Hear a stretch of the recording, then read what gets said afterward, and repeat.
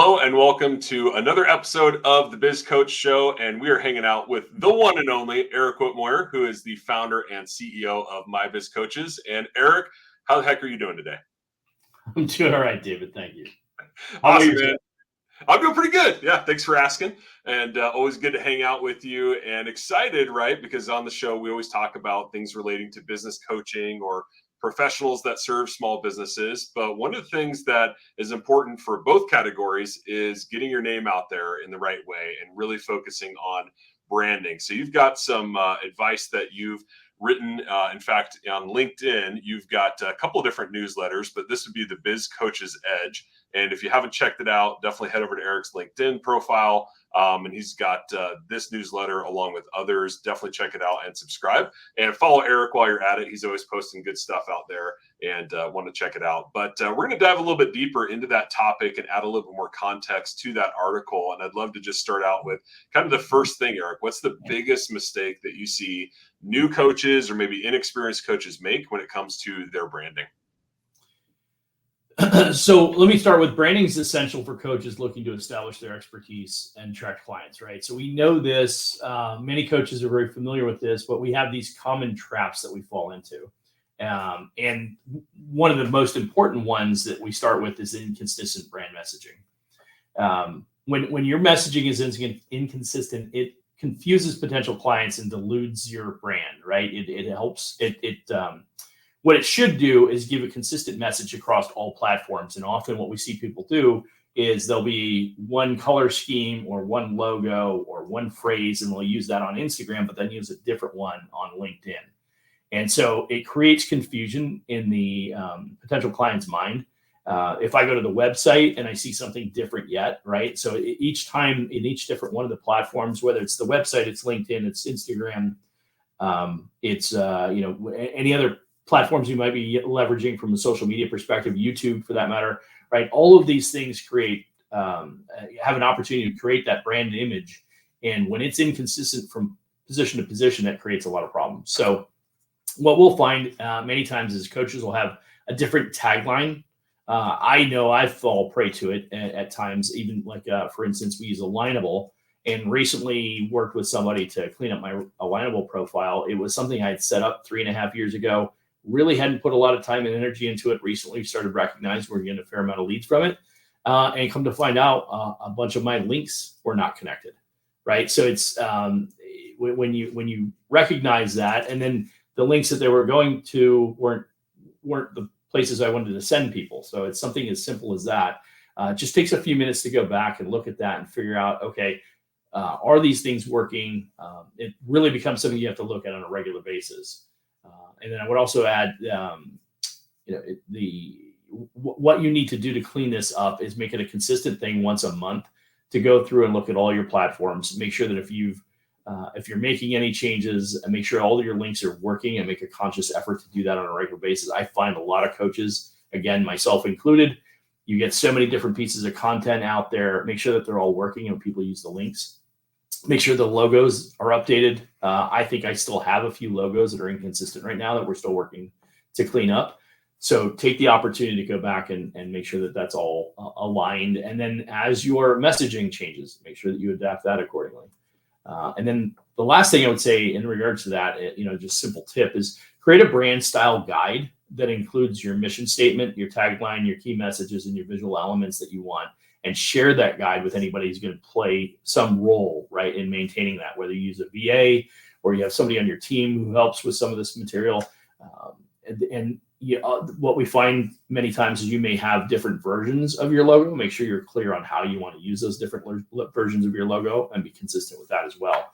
Sometimes you'll find somebody will use a darker logo for the right application, but then it's used inconsistently across the board with other options. So definitely make sure that you take the time to establish that guide that you can put all of the pieces in there, a brand style guide that you can use.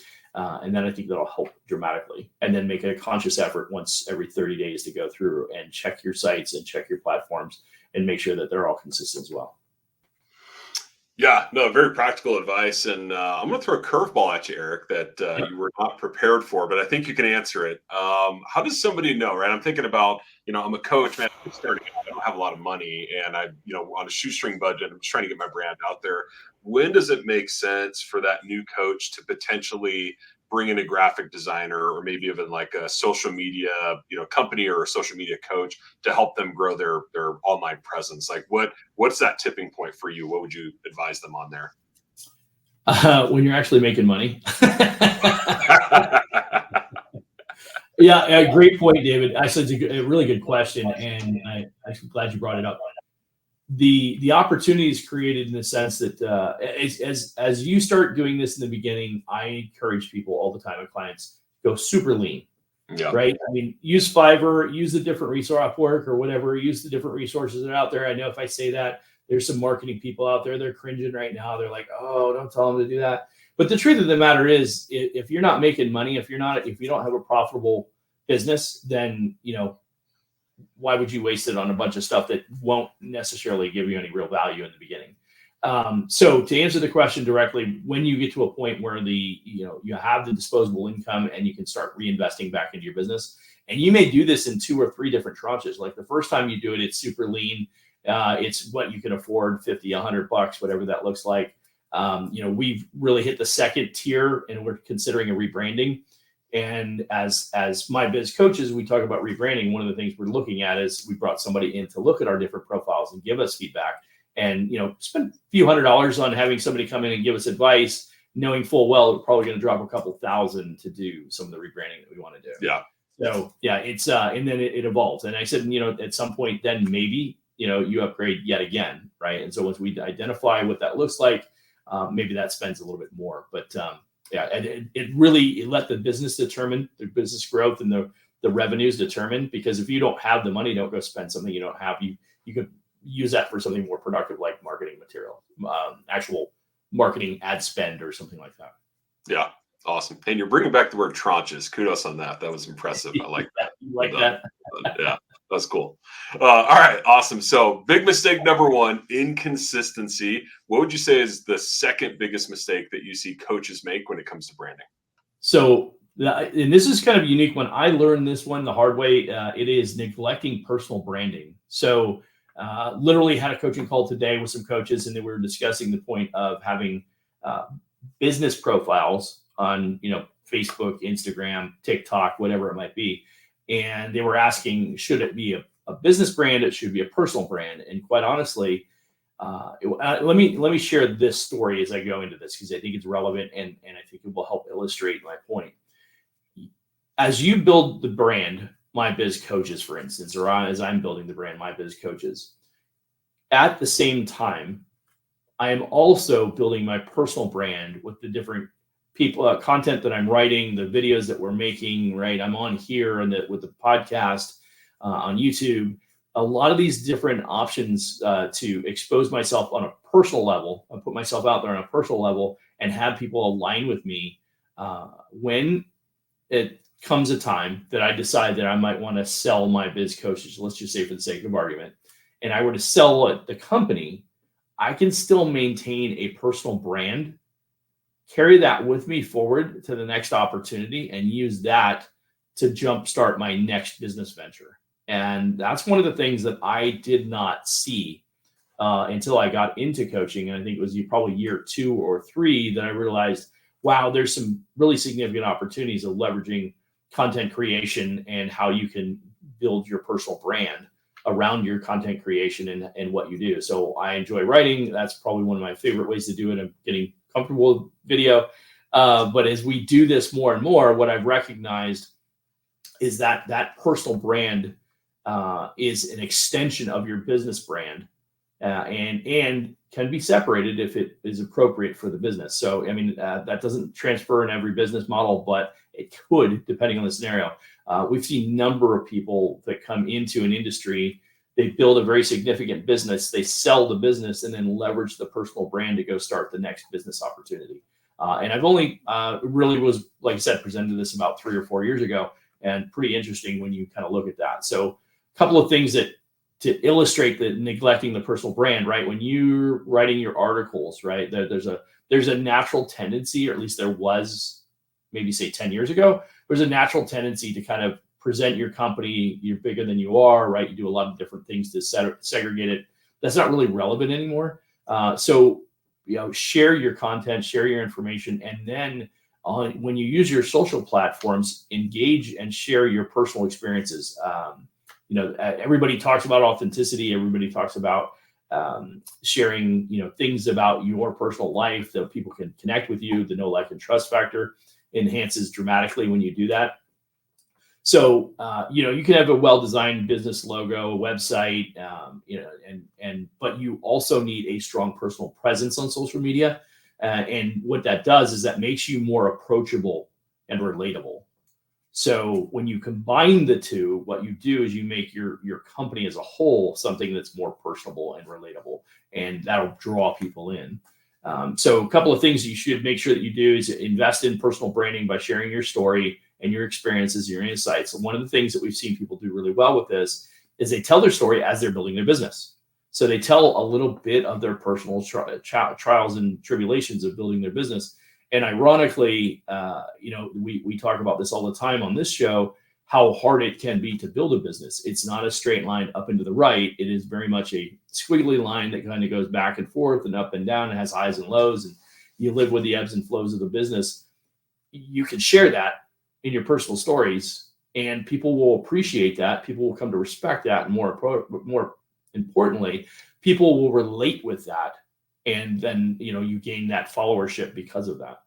So let your audience see the person behind the brand. And then a really good practical tip is use your platforms like Instagram and LinkedIn to share personal anecdotes and behind the scenes content of your journey, right? And so, just like I mentioned, as you're building your business and you're going through this journey, share that. Share the wins, share the setbacks, share the disappointments, because it'll make you approachable, and you'll actually find people that are, people are pulling for you to win, and so that if they can follow along with the journey, they live vicariously through you. And there's a number of people out there that appreciate that and will support you because of it. Yeah, that's a really good point. I mean, that's true, I think, probably for any business, especially any small business. But when you think about a coach who's trying to build their brand, build trust, build that, authenticity, that connection, like 3 to 4 times more important that they really invest in that personal branding. So that makes a lot of sense. What would you say is the third and final big mistake that you see coaches make when it comes to their branding, Eric? Yeah, and I'm going to share this. I want to make sure that I clearly communicate this. The reason I picked these 3 is they're all 3 that I was making.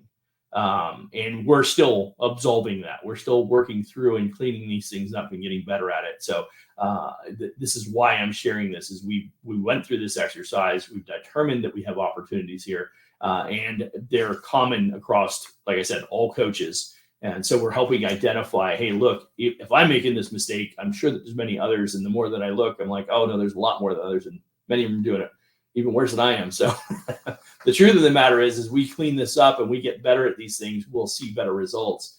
On this third one, it's overlooking your audience engagement.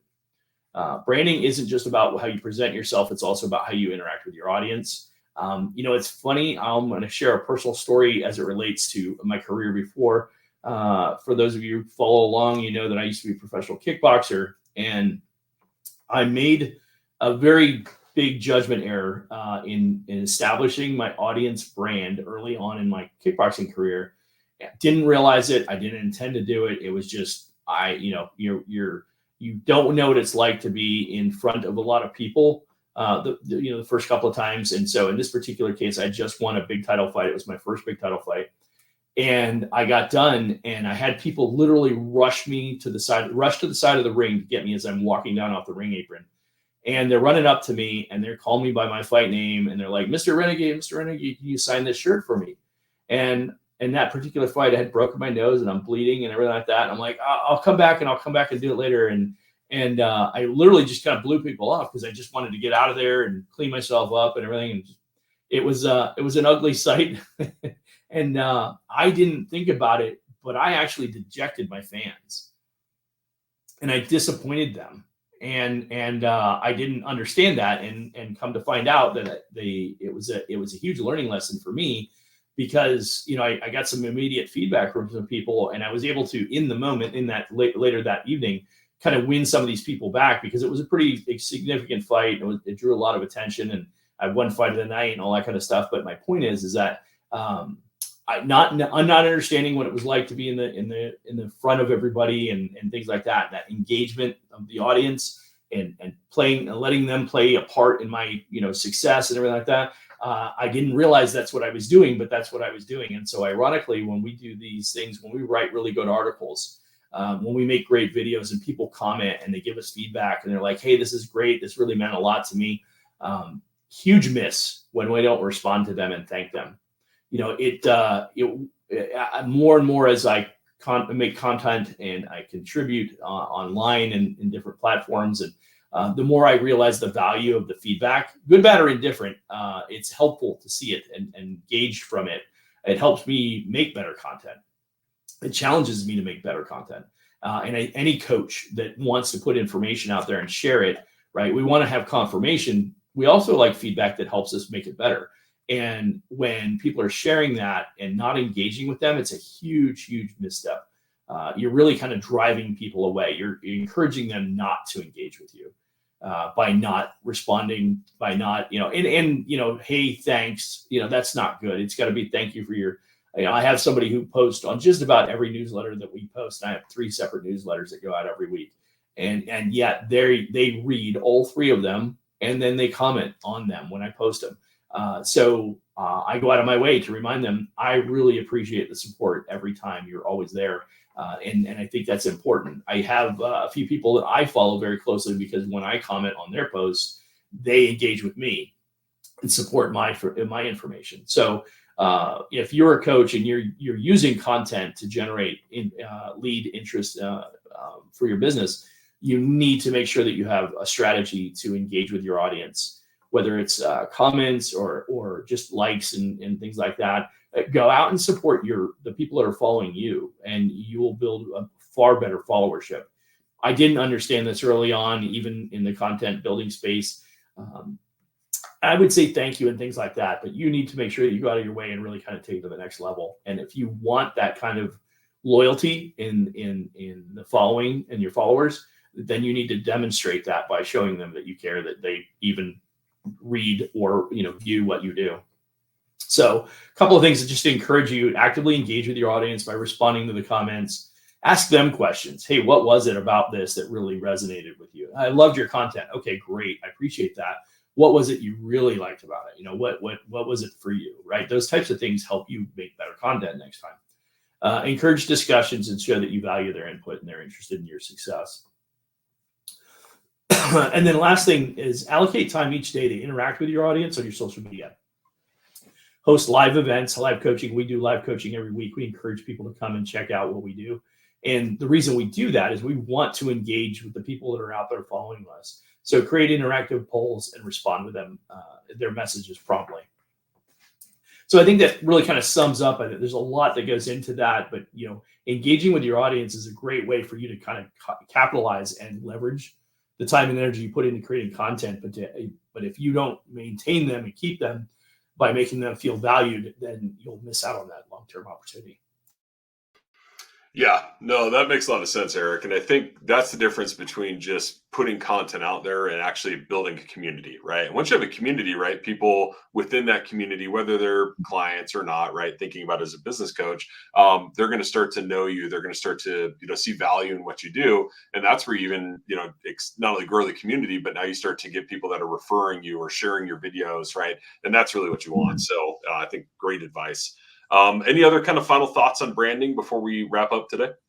No, I think that's, there's a lot more that goes into this. These are 3 common things, like I said, that I identified that we're doing wrong at my biz coaches, that I'm, opportunities that I can be doing better, I guess I should say. And the opportunity is rampant across a lot of people, because people are getting out there and they're trying to do content creation, or they're engaging with it, trying to leverage social media to generate, more leads or whatever the case may be. But if you're missing these pieces, you're not going to get the full value. So we see lots of people come to us and say, yeah, I've done that. I've made LinkedIn newsletters and it doesn't do me any good. Well, we continue to add, a couple hundred subscribers a week in some cases on one of those newsletters because the content is good, and more importantly, it's relevant what people are looking for. My challenge to you is, if you're not seeing that, I would ask you, are you, I have a specific routine. I go in and I'll comment on 20 people that I'm currently following or I'm connected with very closely. And I will go through those 20 people and comment on all of their stuff or something that they're doing that I can appreciate. I don't do it for the sake of just doing it. I do it because first of all, I find value in what they do, right? But I will consciously go and find 20 different pieces of content to comment on. Occasionally I'm looking at new people too, before I even do my posts. Yeah. So I go that extra mile to create that and to help build that followership and that community you referenced. Yeah. Oh, that's awesome. Well, great tips and a little bonus nugget there. So thanks for sharing that with the audience. Kind of something that you do that seems to be working well. So appreciate that. And Eric mentioned, right, the newsletters. We talked about it at the top of the show, but he's got the Biz Coach's Edge, which is really for coaches or professionals that serve small businesses. But he also has two other newsletters. He's got the Entrepreneur's Edge and the Biz Coach Notes. So definitely check those out. All are available on LinkedIn. Probably the easiest way is just search Eric Whitmore on LinkedIn, follow him, and look for those newsletters that he shares. And of course, don't forget to subscribe to both the channel and this show for more tips and advice just like this. And if you're interested in becoming a coach or learning more about My Biz Coaches, be sure to scan the QR code or go to mybizcoaches.co/coach and connect with Eric or somebody on his team. And this is great if you're thinking, hey, I'd love to get into coaching, or I've been coaching, but I'm struggling and just want to get some insight into the coaching industry. It's a great place to start. And as always, Eric, it's been great hanging out with you. Appreciate the insights on today's episode, and we'll catch you on the next one. Thanks, David.